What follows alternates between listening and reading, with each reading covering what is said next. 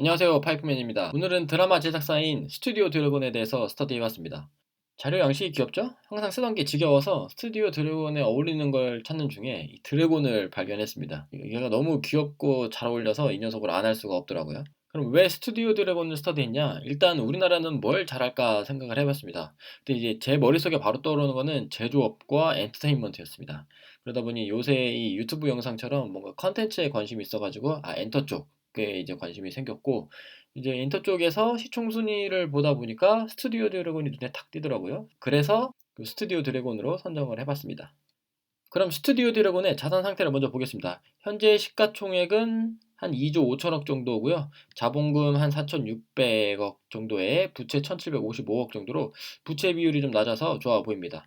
그리고 이익잉여금도 2017년부터 꾸준히 쌓여서 현재 1260억 정도 있네요. 다음은 실적입니다. 왼쪽 차트는 1년 누적 실적이고 오른쪽 차트는 3분기까지 누적 실적을 연도별로 비교한 차트입니다. 먼저 왼쪽 차트를 보시면 파란색 매출액은 꾸준히 증가했지만 빨간색 영업이익과 노란색 당기순이익은 18년도에 피크 찍고 19년도에 감소했습니다.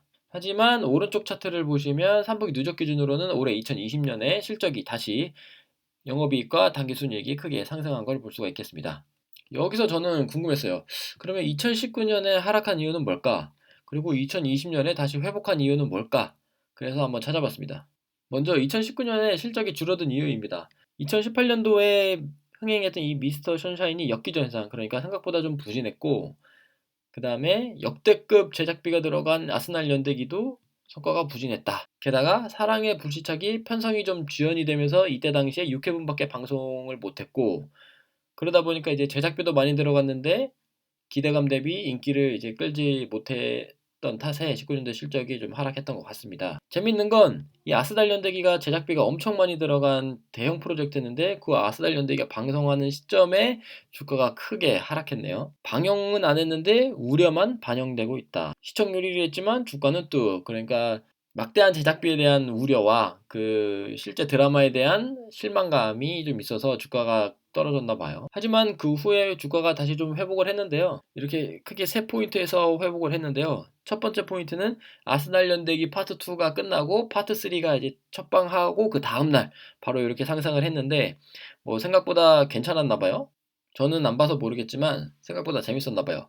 그리고 두 번째는 엔터테인먼트 관련된 섹터들이 한 번에 다 같이 올랐던 때가 있었고, 그 다음은 넷플릭스와 파트너십을 체결한 날, 이때도 크게 올랐습니다. 근데 이때는 크게 올랐다가 바로 다음날 다시 그대로 돌아왔어요. 제자리에 돌아왔어요. 뭔가 더 큰 계약 내용을 바랬는데 막상 확인하니 뭐 그게 아니라서 원래 제자리로 돌아온 게 아닌가, 뭐 그런 추측도 해볼 수 있겠고, 어쨌든 이래서 요때 회복을 했고 요때 주가가 현재 주가랑 거의 비슷합니다. 자, 그러면 요때 넷플릭스와 파트너십을 체결했는데 요 체결 내용을 한번 조금 더 보겠습니다.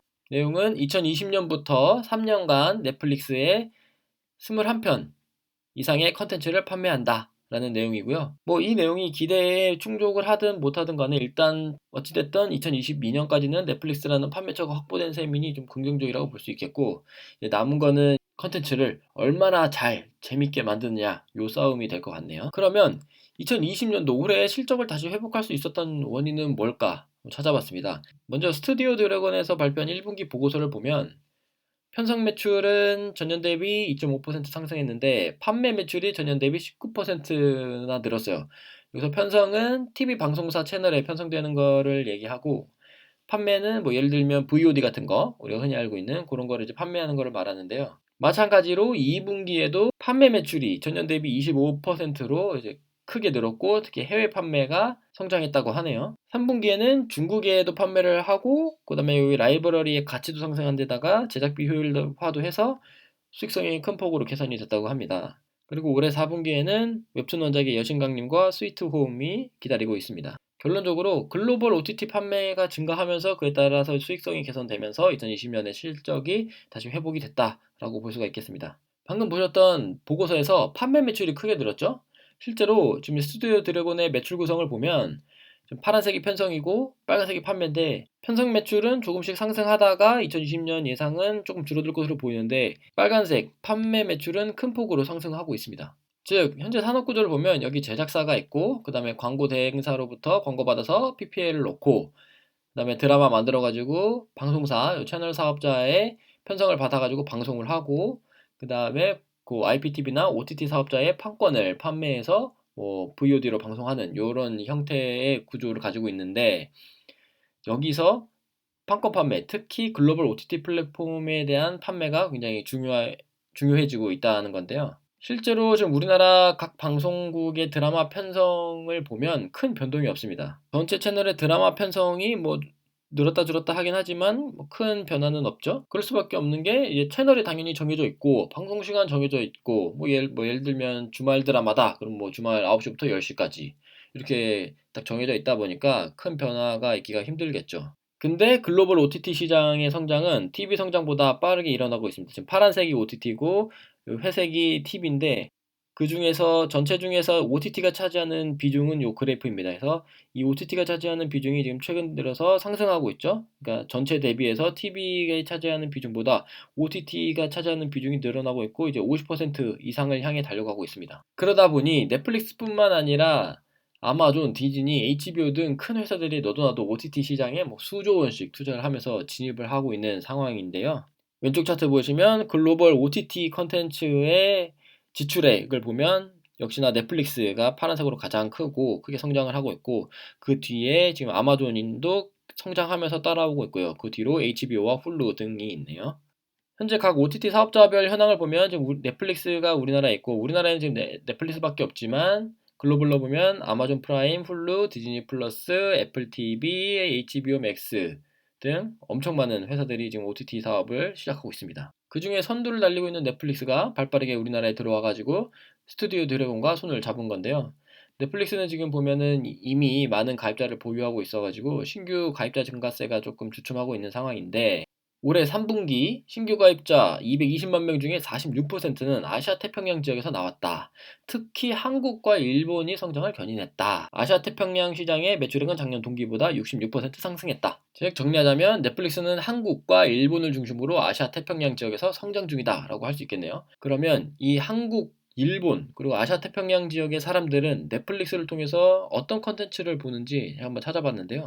넷플릭스 들어가 보시면 이제 오늘의 탑10 해가지고 인기 순으로 추천해 주는 게 있습니다. 그래서 그걸 바탕으로 해가지고 점수를 매기는 사이트가 있어요. 오늘 어떤 컨텐츠가 탑10에 들었는지 그리고 탑10에서 몇 위를 기록했는지 이런 것들을 바탕으로 이제 점수를 매기는 겁니다. 뭐 1위면은 점수를 더 많이 주고 5위에 들었으면 점수가 조금 떨어지고 뭐 이런 건데 뭐 쉽게 말해서 인기 순위를 나타내는 사이트가 있어요. 거기서 2020년 12월 4일까지 두 쪽으로 한번 통계를 내봤는데요. 먼저 한국입니다. 여기는 영화랑 드라마를 구분해서 통계를 낼 수가 있고 그래서 드라마에서만 본 겁니다. 드라마 중에서. 영화는 순위가 따로 있고 드라마 중에서 한국에서 보면은 1위는 슬기로운 의사생활이고 2위는 비밀의 숲 뭐 이렇게 돼 있는데 현재 지금 빨간색 네모 쳐져 있는 게 스튜디오 드래곤에서 만든 작품들입니다. 그러니까 전체 10개 탑10 중에서 5개가 스튜디오 드래곤의 작품인 거죠. 다음 일본 볼게요. 1위 사랑의 불시착. 사랑의 불시착이 1위고 그 다음에 1위, 4위, 7위, 10위가 스튜디오 드래곤 작품이네요. 일본에서는 탑10 중에 4개가 스튜디오 드래곤이 차지하고 있고 그러니까 넷플릭스의 아시아 태평양 지역의 성장을 이끈 한국과 일본에서 스튜디오 드래곤의 작품들이 굉장한 인기를 끌고 있습니다. 추가로 다른 아시아 국가들도 볼게요. 홍콩. 홍콩에서는 스드 작품 5개가 1위를 포함해서 탑10에 들어있고 그다음에 싱가포르에서도 마찬가지로 1위를 포함해서 5개가 탑10에 들어있습니다. 말레이시아와 필리핀에서도 마찬가지로 탑10 중에 5개가 스튜디오 드래곤의 작품이고요. 대만과 태국에서도 각각 5개와 4개의 작품이 탑10에 들어있습니다. 베트남에서는 4개의 작품이 탑10에 들었고요. 스튜디오 드래곤 작품들이요. 재밌는 거는 이들 지역에서의 1위 드라마는 한국 빼고는 다 스튜디오 드래곤 작품이었어요. 그죠? 스튜디오 드래곤 거, 일본도 스튜디오 드래곤 거. 근데 한국은 1위가 이제 저기 슬기로운 의사생활이니까 아니고. 뭐 어쨌든 이렇게 동아시아 지역에서 스튜디오 드래곤의 드라마가 굉장한 인기를 얻고 있네. 뭐 이렇게 생각을 해볼 수가 있겠네요. 하지만 조금 더 서쪽으로 가봤습니다. 인도나 사우디아라비아 쪽으로 가봤는데 여기에는 아예 없죠? 한국 드라마 자체가 없습니다. 미국에서도 마찬가지로 한국 드라마가 없네요. 서방 국가로 갈수록 한국의 그 감성은 아직 통하지 않는다. 뭐 그렇게 보이네요. 하지만 언젠가 이들 나라에서도 우리나라 드라마가 상위권을 차지하면 참 좋겠네요. 자, 그러면 아시아를 넘어서 전 세계적으로 한번 보겠습니다. 각 주차별 탑 50을 뽑아봤을 때 미국의 비율이 가장 높고 그 다음이 자랑스럽게도 이 하늘색 대한민국의 컨텐츠네요. 물론 아까 보셨던 것처럼 동아시아 지역에서의 인기가 밑바탕이 되었겠죠. 이러한 상황을 종합적으로 봤을 때 저는 이렇게 정리를 해봤습니다. 일단 전 세계적으로 OTT 시장이 커지고 있다. 근데 동아시아 지역에서 한국 드라마가 인기가 있다. 근데 그 중에서 다수가 스튜디오 드래곤이 제작한 작품이다. 그리고 그 스튜디오 드래곤은 국내 제작사 중 시청 규모 1위에 자산 상태도 양호하고 실적도 양호하다. 게다가 2020년까지 넷플릭스와 공급 계약을 맺으면서 판매처가 확보되어 있다. 그리고 중국에도 슬슬 판매가 일어나고 있고 아마존, 디즈니와 같은 다른 대형 OTT 플랫폼도 시장에 하나둘씩 진입하고 있는 상황이니 즉 한국 드라마 컨텐츠 수요가 늘어날 것 같은 기대감이 있다. 이런 상황이라면 스튜디오 드래곤의 성장과 주가 상승이 기대가 된다라고 볼 수 있겠는데 여기서 중요한 건 여기서 문제는 이 가장 큰 문제는 이런 분석이 이미 몇 개월 전부터 있었기 때문에 이 모든 것들이 이미 현재 주가에 반영된 것이 아닌가라는 생각이 듭니다. 그래서 스튜디오 드래곤이 앞으로의 가능성은 있어 보이는데 뭔가 한 단계 점프할 그 기폭제 같은 것이 있어야 하지 않나라는 생각이 듭니다. 뭐 예를 들면 중국 시장에 본격적으로 뭐 진출해서 판권 판매가 엄청나게 일어난다던가 아니면 아마존이나 디즈니 같은 대형 OTT와도 뭔가 공급 계약을 맺는다던가 아니면 앞으로 반영될 그 드라마들이 글로벌로 초대박을 친다던가 뭔가 그런 게 필요할 것 같긴 합니다. 하지만 그런 게 없다면 현상 유지 정도 되지 않을까 싶고요. 그래서 저의 전략입니다. 뭐 그런 정보들을 미리 입수하면 좋겠지만 그런 건 어려우니까 저는 이제 단순히 잘할 거라는 희망과 기대감을 가지고 사놓고 그 다음에 2022년까지는 한번 지켜볼까 합니다. 왜냐면 그때까지는 넷플릭스랑 협력 관계에 있으니까 어느 정도 실적이 안정적으로 나오지 않을까 싶은 마음에 그런 생각을 해보고요. 그리고 계약이 만료될 때쯤 한 22년쯤에 가서 상황을 다시 보고 뭐 더 사든가 아니면 팔든가 아니면 그냥 그대로 계속 더 가지고 있든가 뭐 그런 판단을 해야겠네요.